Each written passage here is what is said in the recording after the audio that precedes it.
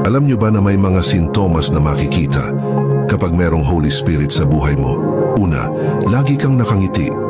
Hindi ito ibig sabihin na laging wala kang problema, kundi ang kagalakang nagmumula sa Espiritu Santo ay nagbibigay ng panibagong pananaw kahit sa gitna ng pagsubok.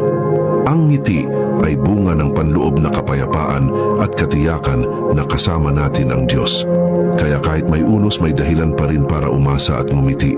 Ikalawa, na-appreciate mo ang mga bagay-bagay.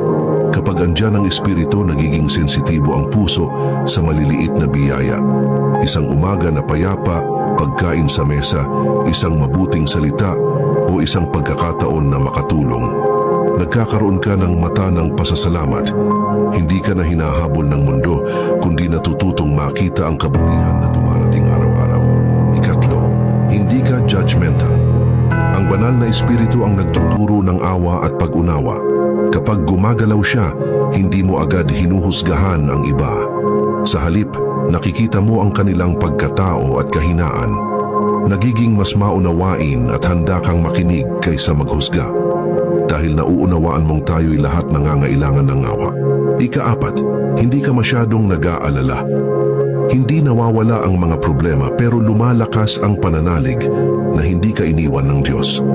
Ang Espiritu ang nagbibigay ng kapayapaan na hindi nakabatay sa sitwasyon, kaya kahit may pinagdaraanan, hindi ka ginugulo ng walang tigil na pag-aalala. Sa halip, gumigising ang pananampalataya at pananalig. Ikalima, lagi kang umaasa na meron pang pag-asa. Ang Espiritu ang nagbubukas ng puso sa pag-asa. Kahit lumulukob ang kadiliman, alam mong may bukas na mas mabuti dahil sa pangako ng Diyos. Ang pag-asa na ito ay hindi ilusyon.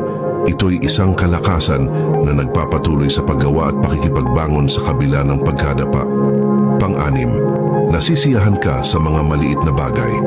Ang buhay ay nagiging mas makabuluhan kapag ang Espiritu ang nagdidikta ng pananaw.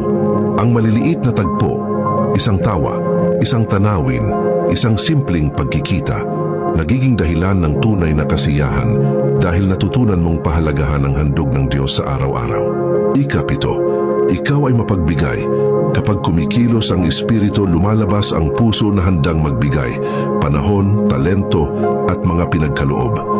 Ang pagiging mapagbigay ay bunga ng pagkakaalam na lahat ng atin ay ipinagkaloob ng Diyos. Kaya natural na ibahagi natin sa iba ang mga biyayang tinanggap natin. Ito ang mga sintomas na makikita kapag merong Espiritu Santo sa buhay natin.